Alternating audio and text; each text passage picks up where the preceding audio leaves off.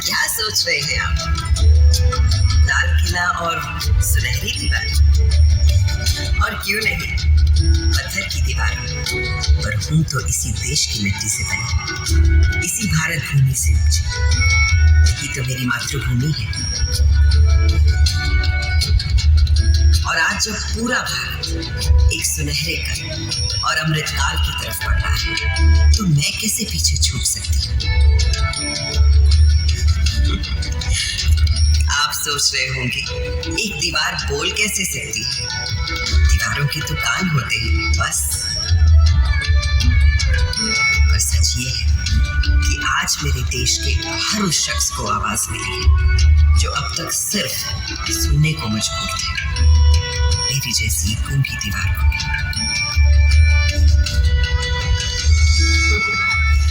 ऐसा नहीं कि सुनहरा समय मेरी मातृभूमि ने पहली बार देखा। मेरा भारत तो हमेशा से सोने की चिड़िया कहलाता था और एक के बाद एक कई स्वर्णिम काल देखता रहा है। अब मेरी जन्म कुंडली ही देख लीजिए।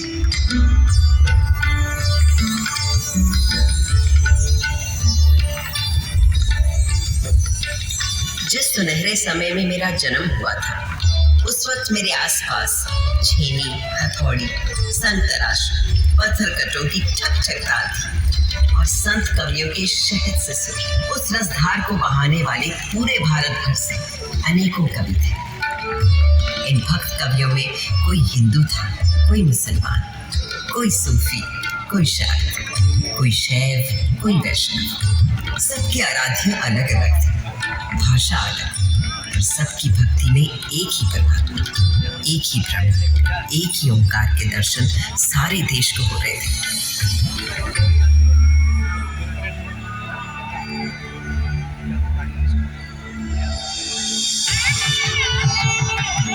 यही तो दिखता है हमारे देश के त्योहारों में, जब एक ही दिन, एक ही मुहूर्त, जैसे मकर संक्रांति पर खिलाते हैं अलग अलग उत्सव।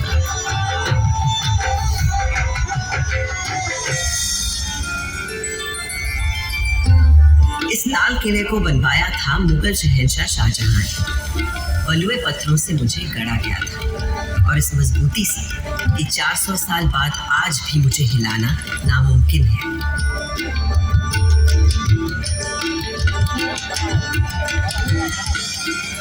बिल्कुल उसी तरह जैसे है मेरे देश के विचार, सिद्धांत, उसूल।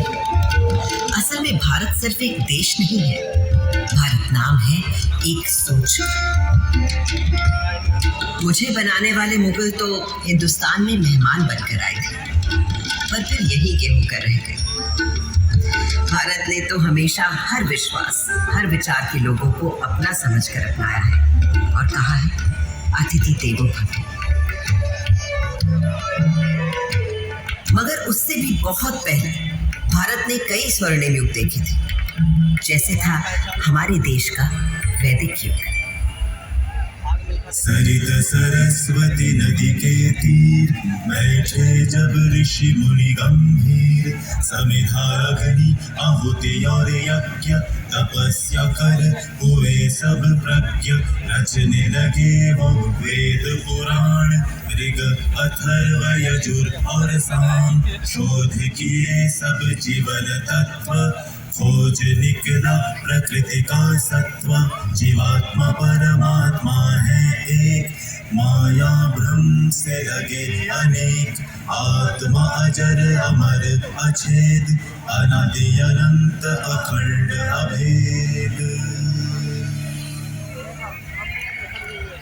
वेदों को रचने वाले इन ऋषियों ने दुनिया को जीवात्मा, आत्मा, परमात्मा के जिस एक की बात हमें सिखाई थी, उसी को श्री कृष्ण ने धर्म क्षेत्र कुरुक्षेत्र की युद्ध भूमि में अर्जुन को सुनाया था।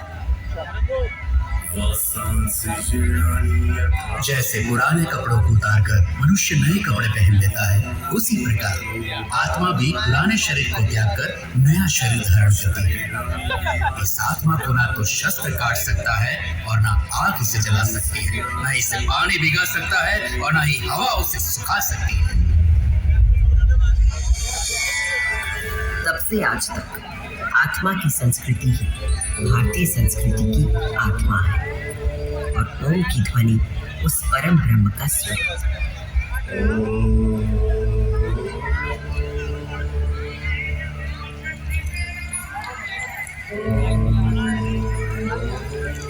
आज सरस्वती भले ही आंखों से ओझल हो गई हो, पर नासा के सर्वेक्षण बताते हैं कि सरस्वती अभी तक जीवित है और अब धरती के भीतर भीतर बहती है।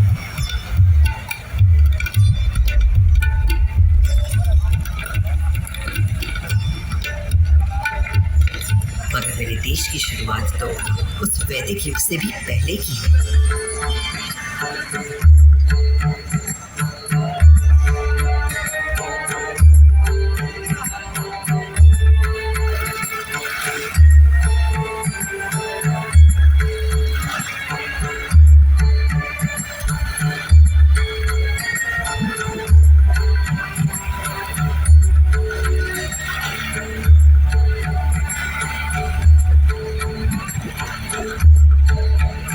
सिंधु के किनारे एक ऐसी सभ्यता उभरी, निखरी, संवरी, जो संसार ने कभी भी कहीं भी नहीं देखी थी। उस वक्त के हमारे शहर थे स्मार्ट इंटेलिजेंट सिटीज।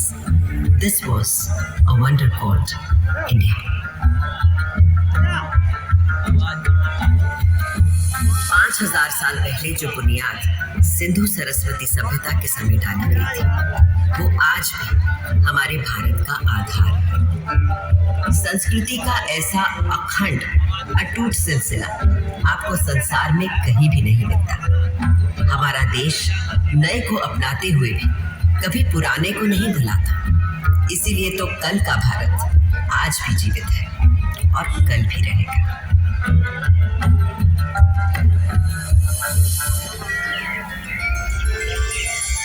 एक और बड़ी विशेषता है मेरे भारत की, सत्य की खोज। भारत नाम का अर्थ ही है भा, यानी प्रकाश, और उसकी खोज में लगा हुआ व्यक्ति। प्रकाश यानी सत्य की खोज में केवल योगी, मुनि, ऋषि ही नहीं, सुख सुविधा में पले बढ़े राजा राजकुमार भी किसी से कम नहीं रहे।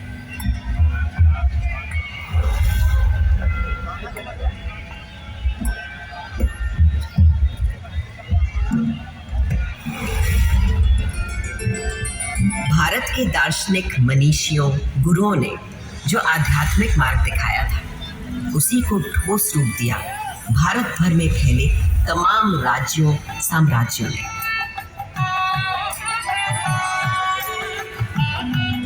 दूसरी तरफ थे हमारे अभूतपूर्व वैज्ञानिक, गणितज्ञ, खगोल शास्त्री और वैद्य। हजारों बरस पहले पृथ्वी की परिधि की सही नाप, मंगल और चंद्र तक का फासला और धरती से सूर्य की बराबर दूरी, सब बिना किसी दूरबीन या उपग्रह का सहारा लिए, केवल अपनी गणित, बीजगणित, ज्यामिति और खगोल ज्ञान से।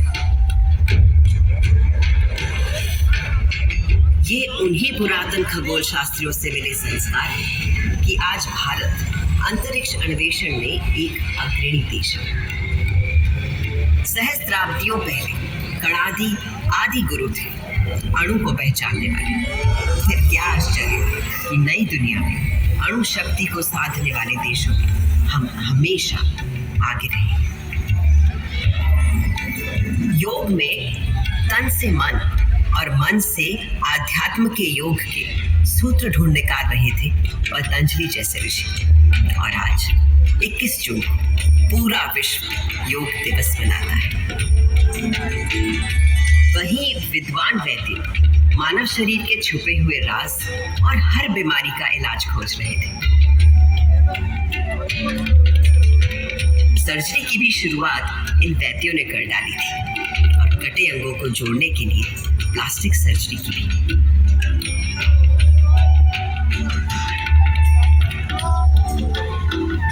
इन भारतीय वैद्यों से मिली प्रेरणा ही तो है कि कोविड आने पर आत्मनिर्भर भारत ने कुछ ही महीनों में खुद बीमारी का टीका बनाकर 1 साल के अंदर टीके लगा डाले।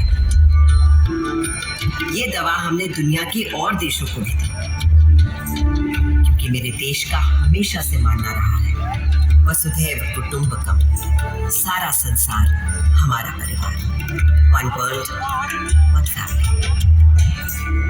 तभी से भारत सोने की चिड़िया कहलाता था और यहाँ का बेहतरीन, बेशकीमती, बेमिसाल माल और हिंदुस्तानी हुनर कारीगरी के नमूने दुनिया भर में जाते और लोगों को रिझाते थे। संसार को तमाम सामान ही नहीं, शठ दर्शन और 4 धर्म देने वाले भारत पर कई लोगों की बुरी नजर लगी हुई थी। मगर जब भी विदेशी हमलावरों या किसी आतताई ने मेरी मातृभूमि के मूल्यों, धर्म और संस्कृति पर हमला किया तो मां की लाज बचाने का मुंह तोड़ जवाब दिया भारत की जाबाजों ने। किसके नाम हुए, जैसे जरा याद कीजिए मेरी दिल्ली के पृथ्वीराज चौहान का पराक्रम। राजा पृथ्वीराज चौहान वीरों में था वीर महान, अजय मेरु से दिल्ली तक फहराता था उसका निशान। 8 बार था किया पराजित जब गजनी से आया गौरी, पर था दुर्भाग्य 9वें युद्ध में टूट गई वो पक्की डोरी। हमारे राजा पृथ्वीराज चौहान को मारने से पहले क्या आप इनका शब्द भेदी बाण का कौशल नहीं देखना चाहेंगे? जब यह बंद आंखों से केवल आवाज सुनकर ही शिकार पर निशाना लगा लेते हैं। ये अंधा क्या निशाना लगाएगा? लगाएंगे महाराज पृथ्वीराज निशाना, बस आप आज्ञा तो दीजिए और दीजिए इनके हाथ में एक धनुष बाण। चलो ये तमाशा भी देख लेते हैं इस काफिर के मरने से बेहतर। दे दो इस अंधे को तीर कमान।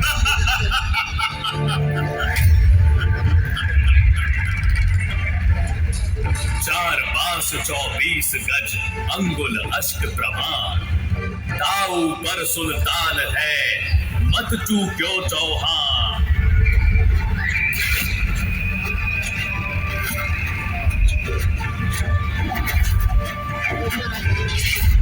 यूं मरकर भी उस राजपूत ने बचा लिया भारत का मान।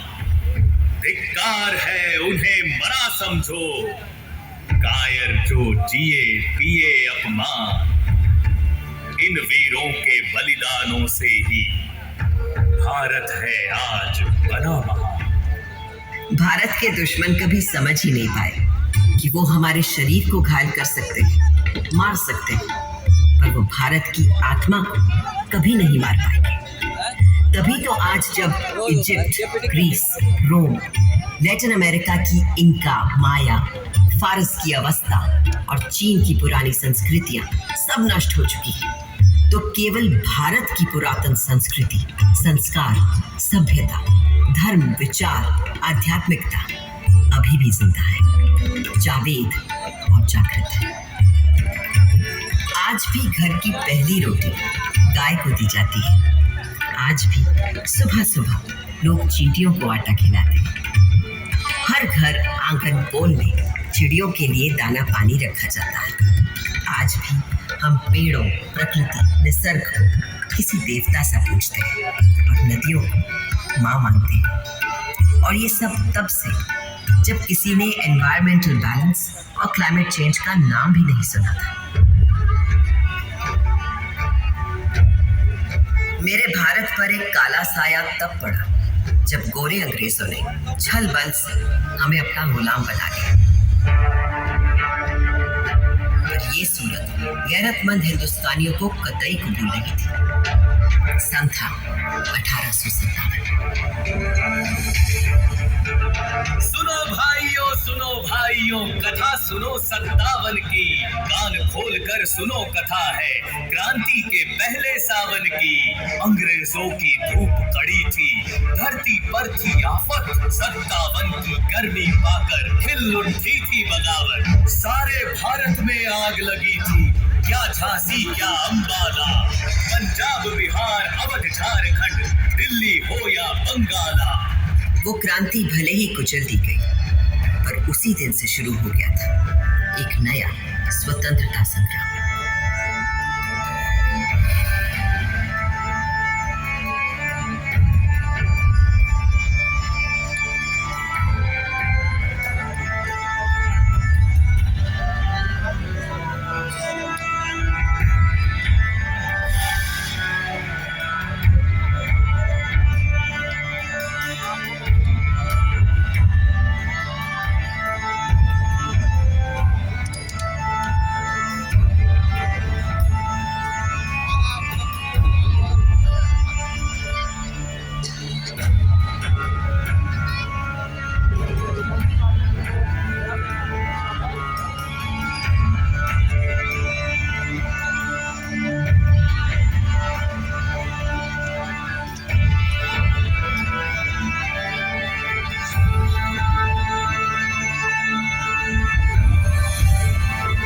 साल लंबी जंगे आज़ादी के बाद जब मेरे भारत ने 15 अगस्त 1947 स्वतंत्रता पाई, तो उस दिन सदियों की गुलामी के बाद मेरे लाल किले पर आज़ाद भारत का परचम लहराया गया था। उस दिन से आज तक देश के 14 प्रधानमंत्री हर वर्ष स्वतंत्रता दिवस को यहाँ आते हैं, और जब देश का गौरवशाली तिरंगा फहराते हैं तो मैं गर्व से और बन जाती हूँ। नव भारत ने था गढ़ डाला, संवेशी एक खरा संविधान। सब जनगण को अधिकार दिए, थी अपने देश की सोच महान। जब भूख लगी तो हरित क्रांति कर भंडारे भर गए किसान। शक्ति ऊर्जा के पूरण को तोड़ गए अपने विद्वान। देश की रक्षा करने को मुस्तैद हैं अपने वीर जवान। हर सीमा पर हैं डटे खड़े, हो बर्फ पहाड़ या रेगिस्तान। जब प्यास लगी तो दूध की नदियां बहा गए अपने ग्वाले।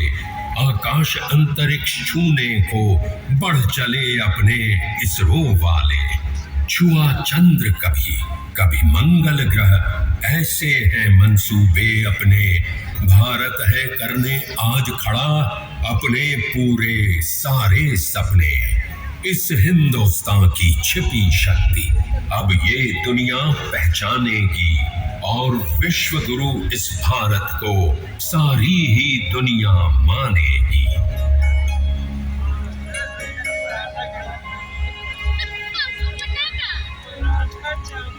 400 सालों में मैंने बहुत कुछ बदलते देखा है, पर जिस तेजी से अपने देश में बदलाव आज मैं देख रही हूँ, वो अद्भुत है, अद्वितीय है। और मुझे विश्वास है भारत एक ऐसा उन्नत, विकसित, उज्ज्वलित भारत होगा जिसे शायद मैं भी पहचान नहीं पाऊंगी।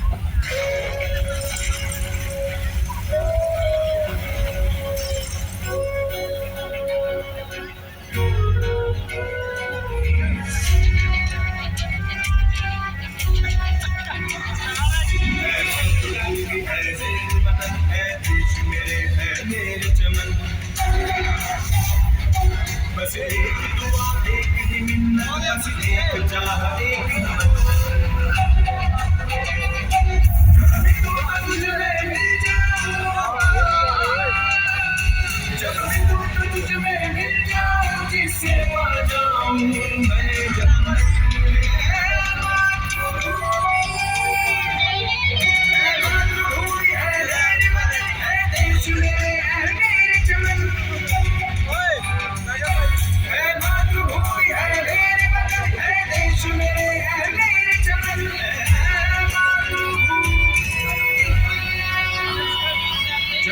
अगर जन्म हो फिर मेरा, फिर तेरी कोख से मैं जन्मूं।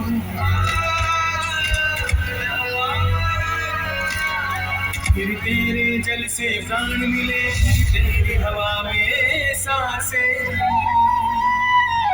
फिर से आकर इस धरती पे हम शरण के बोल सुने। तेरी शांति अहिंसा और सत्य के शुभ रास्ते पर ही मैं चलूं।